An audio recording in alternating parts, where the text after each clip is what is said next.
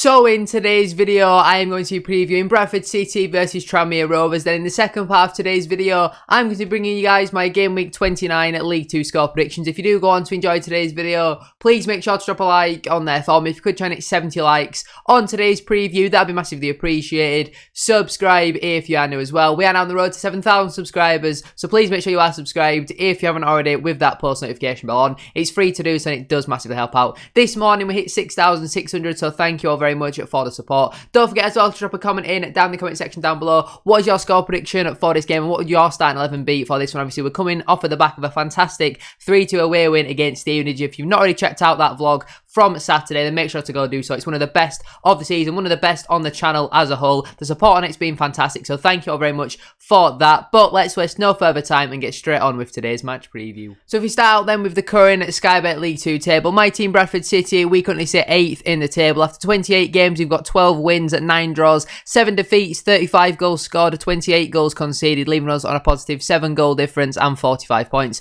Our last couple of games then being a win, a draw, and a loss. Then last couple of games then being a 3-2 win away at Stevenage, a 1-1 draw at home to Mansfield Town, a 0-0 draw away at Stockport County, a 0-0 draw away at AFC Wimbledon. And then just before that we had a 2-1 defeat at home to Rochdale. Really disappointing in that one, but most recently we're on some okay form at the moment. You know, if we'd have beaten Mansfield, we'd have been going into this beating Mansfield and Stevenage, I would have been very confident, but just at home we just got that little bit about us where I think we could maybe slip up in this one. Comparing it though to Tranmere Rovers, they currently sit 11th in the Sky Bet League 2 table. After 30 games they've got 11 wins, 8 draws, 11 defeats, 32 goals scored, 28 goals conceded, leaving them on a positive 4 goal difference and 41 points. The last couple of games then being a win, a loss, a win and a draw, so very inconsistent. That is why they've found themselves 11th in the table despite playing, you know, more games than a lot of the teams who are around them. Tranmere's last couple of games then, I mean, this pretty much sums up Tranmere Rovers, doesn't it? They recently had a 1-0 win at home to Salford City, a 2-0 defeat away at Doncaster Rovers, a 3-2 defeat away at Stockport, a 1-0 win at home to Leyton Orient, and then just before that they had a 1-1 draw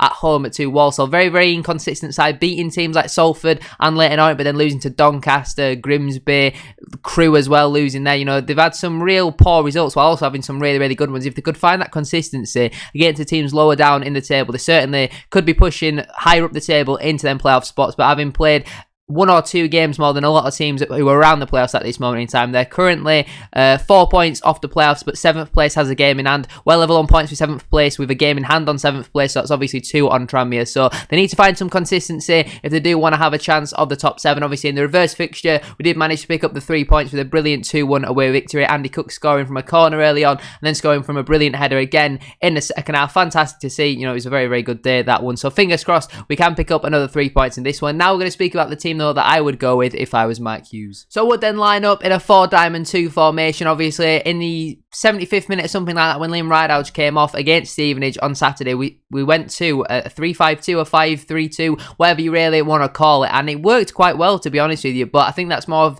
something that we can go to if we need to see a game out. I thought Kieran Kelly was really impressive on debut, but for me personally, I think the best formation to start with, especially at home, is the 4-diamond-2. We saw that against Mansfield. I think it really did work. In goal for me, it has to be Harry Lewis. Unbelievable goalkeeper. No doubt in my mind that he's the best goalkeeper in this league. One of the best in the EFL as well, in my opinion. This man, his ceiling is the absolute top. This man can definitely play in the Premier League one day. In 2 or 3 years time, if this man's not playing in the Premier League, I will genuinely be very surprised. He's an absolutely unbelievable goalkeeper. He's got absolutely everything. Commanding, comes for crosses, brilliant at playing out from the back, fantastic shot stopper, makes saves that no goalkeeper has any right to be getting to. He's an absolutely unbelievable player. I'm so glad that he is ours. I just hope that he can stay forever because he's absolutely unbelievable. Into the back 4 then, a right back I would go with Brad Howard. I don't think it was his best performance against Stevenage, but I'm going to say that quite a lot throughout this video because I don't think anyone was really above a 7 or an 8, to be honest with you. I think Howley was just kind of an average 6, you know, didn't really do too much right, didn't really do too much wrong. You know, we haven't conceded from open play against second in the league. I don't think that's anything to really look at, to be honest with you. Maybe Halliday could have done better with the first goal. Him and Lewis kind of get in each other's way, but for me personally, he's still our best right back, so I want to see him start at right back. Into the 2 centre backs then, firstly I would go with Matty Platt, and now I'm basing this off Romany Critchlow not being available. I think we didn't really actually get a time scale from him, but, you know, obviously he had his eyes swollen. And to be honest with you, I thought the back four as a whole did really well on Saturday. So I partnered Matty Platt with Sam Stubbs, obviously came in for his first appearance. We saw a lot of praise from Exeter fans about Sam Stubbs, and obviously he came in. I think he's right footed, but he played on the left side next to Matty Platt, and I thought he did really well, to be honest with you. He competed for everything, battled really well, good at playing out from the back. I was really impressed with what I saw from Sam Stubbs. You know, when Romany Critchlow has been injured in the past and we're playing Songo or Adesina, there has been a clear drop-off, but now when you've got players like Stubbs and Kelly, I don't think there is going to be too much of a drop-off, which is obviously very good for us. And at left back, I would go with Liam Ridehalgh. Obviously, Talaji Bola is still going to be injured for this one. He might be back for Saturday's game against Barrow, but I thought Ridehalgh, to be honest with you, he got quite a lot of criticism on social media when he came back into the side. Obviously, he needed to with Bowler being out injured. But I thought he actually had a steady first game back from injury. You know, it's been a number of months since he has played in a Bradford City shirt. So it was great to see him back and all that sort of stuff. Could only manage to 75 minutes before he had to come off because he probably was, you know, really tired. If he's not played football for months, you can't come in and just play 90 minutes like that. Maybe we potentially go with the 3-5-2 because Ridehalgh might not be quite fit enough again to start this one because you've got to build up his minutes. You can't just chuck him in to be playing week in, week out, Saturday, Tuesday, 90 minutes every game. You know, physically, he's not going to be able to do that when he's the wrong side of the 30. Obviously against his former club as well, so I'd like to see Liam Ridehalgh start at left back. Into the midfield then, at the base of the diamond, I would go with Adam Clayton. For me, in the base of the diamond, it's either got to be Adam Clayton or Richie Smallwood. I don't think Smallwood can play as a wide side midfielder, to be honest with you, especially at home. I just don't think he's quick enough, to be honest with you. That defensive midfield role, it has to be Adam Clayton. I think he's been brilliant since coming in from Doncaster Rovers. Again, wasn't his greatest performance against Stevenage, but he was steady away. Obviously got an early booking as well, so he had to watch himself for the remainder of the match, and I think he's just been a class above, to be honest with you, since he has come in. I think he's been brilliant. A very, very good signing, in my opinion. Into the two central midfielders then. On the right-hand side, I would go with Alex Gilead, and I'll also make him captain for this one. You might be able to tell who I've gone with on the left side of the midfield. But for me personally, I think Gilead has to play on that right side against Mansfield when he was the captain, when Smallwood was obviously unavailable last week. I thought he was absolutely brilliant. Absolutely fantastic. You know, it was probably the best performance I've ever seen from Alex Gilead in a Bradford City shirt. He's fairly versatile as well, so if we need him to, he can drop in at left wing back, can even probably do a job on the wing if we really needed him to. So for me personally, I think Gilead has to keep his place in this side. On the left side of midfield, I would go with Ryan East. I think at home you just need someone with a bit more energy, a bit better on the ball than Richie Smallwood. I don't think Smallwood played bad at all against Stevenage, but at home I think Clayton's probably better than Smallwood, and Gilead and East are very, very different players to Richie Smallwood. Obviously, if we're winning, you bring Smallwood on, a bit more of a battler, a bit more of a ball winner. I think he could do a good job in that role. Obviously, Ryan East has been brilliant so far this season, especially last week against Mansfield. I thought it was really harsh that he was dropped against Stevenage. You know, Matt Hughes did say that he went for experience, but I still do think it was quite harsh, in my opinion. In that number 10 position then, I think it has to be Jamie Walker. If Walker's fit, Walker has to play. You know, Matt Hughes said he got quite a lot of bangs and kicks and all that sort of stuff, which is to be expected when he's a brilliant player like what he is. You know, players of the opposition do struggle to get near him at times. Obviously, he came up with a match winner as well. First goal of the season. Scored his first Bradford City goal there last season as well. I think he's a brilliant player. While it wasn't his greatest performance, he comes up with big moments, and that's just what a big player does. And yeah, he's got a start in that number 10 role for me.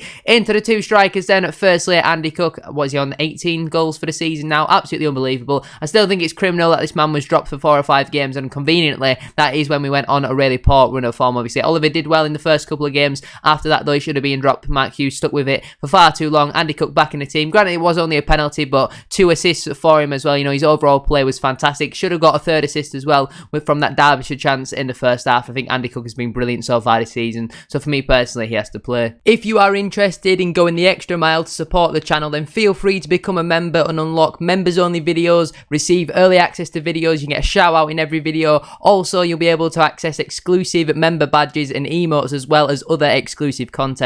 Prices start from as little as 99p. Thank you very much for your support. I'm partnering him. I've gone with Aboisa now. I don't think Derbyshire was great, to be honest with you, against Stevenage, but you've also got to consider the fact he's, 36, 37, something like that, so he's not going to be able to play. He pretty much played, 75, 80 minutes against Stevenage. He's then not going to be able to physically come in and play. Obviously, Mike Hughes has said, you know, he's quite fit and all that sort of stuff, but just to keep things fresh, I think you bring Issa back in for this one, give him another opportunity, because I thought against Mansfield, who's pretty poor, rightly dropped, in my opinion, against Stevenage. I personally would have gone with Derbyshire, and yeah, for me personally, I think for this one, you bring Issa back in, but not really, because Derbyshire play poor. Obviously, he scored his first Bradford City goal. Fantastic finish, but overall for me, I just think you've got to keep things fresh. And when he's 36, 37, you don't want to be killing his body and all that sort of stuff. On the bench then for me, it was actually quite hard to pick some of these players, to be honest with you. That would leave Colin Doyle, Kieran Kelly, Richie Smallwood, Scott Banks, Thierry Nevers, Matt Derbyshire and Verdane Oliver, which means the players who miss out would be Heath Richardson, Luke Hendry, Oscar Threlkeld, Romney Critchlow, Timmy Onasina, Talaji Bola, Emmanuel Osadibe, Dion Pereira, Harry Chapman and Dara Costaleo. Now then, we're going to get into my Game Week 29 League 2 score predictions. Starting out then with Bradford City versus Tranmere Rovers. It genuinely does depend which Bradford City side shows up. It depends which Tranmere Rovers side does show up. But I'm going to back the boys for a 2-1 home win in that game.